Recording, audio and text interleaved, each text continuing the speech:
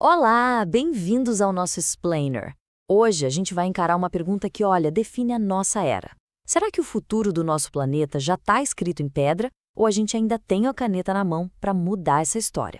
A gente vai seguir os passos de Leonardo DiCaprio para investigar os sinais da crise climática, as forças que estão travando a mudança e, claro, a janela de esperança que talvez ainda esteja aberta. E para entender a jornada do DiCaprio, a gente tem que voltar lá na infância dele para uma imagem bem específica. Pensa só, uma pintura de 500 anos de um artista chamado Hieronymus Bosch, contando uma história em 3 partes.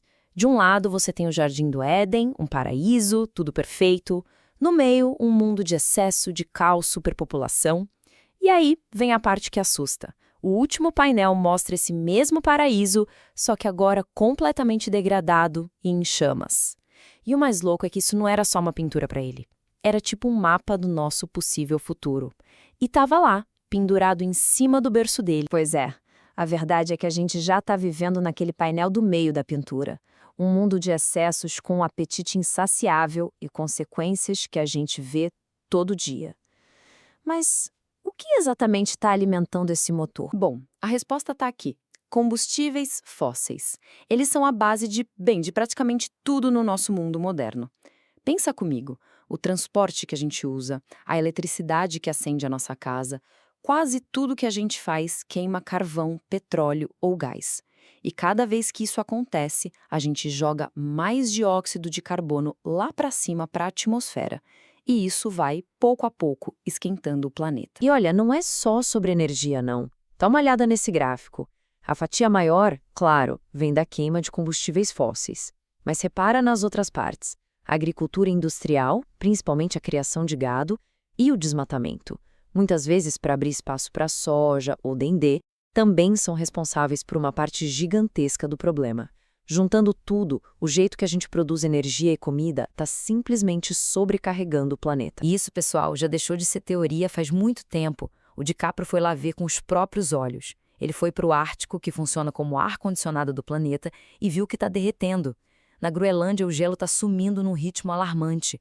Na Flórida, tem rua que alaga em dia de sol, por causa do nível do mar subindo. E ele viu as florestas que deveriam absorver o carbono sendo queimadas. Quer dizer, os sinais não são nada sutis, eles estão por toda parte. E se você está pensando que isso é uma crise que acontece em câmera lenta, se prepara, porque a velocidade da mudança é o que é realmente assustador. Olha esse número. 5 anos. Foi só o que precisou para 9 metros de gelo derreterem lá na Groenlândia. Para você ter uma ideia do que isso significa, um cientista mostrou para o DiCaprio uma mangueira que só 5 anos antes estava enterrada debaixo de todo esse gelo. Pensa bem, 9 metros de gelo, que é a altura de um prédio de 3 andares derretidos em meia década. Isso é gelo pra caramba que agora está no oceano. E isso nos leva à pergunta de $1 milhão, né? Se a ciência é tão clara, se os sinais são tão óbvios, por que é tão difícil agir? Bom, a resposta não está na ciência, mas sim numa campanha muito bem orquestrada para plantar a dúvida. Aí você ouve vozes como essa, do senador da Flórida, um estado que, ironicamente, está literalmente afundando, questionando abertamente o que os cientistas dizem. E claro, quando a dúvida vem de uma posição de tanto poder, ela se torna uma barreira enorme para qualquer tipo de ação. Mas vamos lá. Qual é a real entre os especialistas, as pessoas que realmente estudam o clima? Existe mesmo um debate? Esse número aqui diz tudo. 97%. É isso aí. Praticamente todos os cientistas climáticos do mundo concordam. O aquecimento global é real, é causado por nós e está acontecendo agora. Esse debate que a gente vê na TV, ele simplesmente não existe na comunidade científica. Então, de onde vem toda essa dúvida? Pois é, não é por acaso. É uma máquina de desinformação muito bem financiada. Funciona mais ou menos assim. A indústria de combustíveis fósseis injeta milhões em grupos de fachada com nomes que parecem confiáveis, só para espalhar dúvida. Eles contratam exércitos de lobistas para pressionar os políticos e bloquear qualquer lei ambiental. E como o cientista Michael Mann contou, eles chegam ao ponto de atacar e difamar pessoalmente os cientistas. É um roteiro perfeito para deixar todo mundo confuso e paralisado. Ok, o cenário é sério e a oposição é poderosa, a gente já entendeu.